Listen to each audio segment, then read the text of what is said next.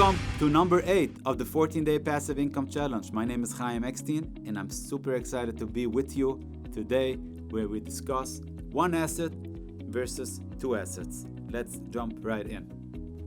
One asset versus two assets.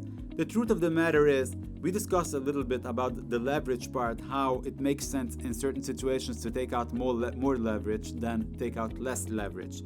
Today we're going to discuss how does it help you in owning more than one asset. Let's take an example, a home. You own a home, let's say it's worth $100,000, and let's assume that the home grows in value of 5% a year. That means at the end of year number 1, you have a home worth $105,000.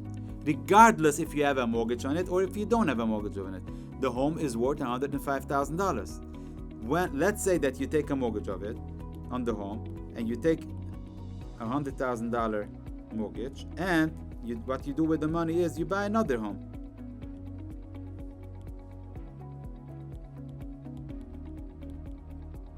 And that home also grows with 5% in value, which means it's also worth $105,000 at the end of the year, minus the $100,000 mortgage you took. So that means another $5,000 in positive net worth increase in your bottom line.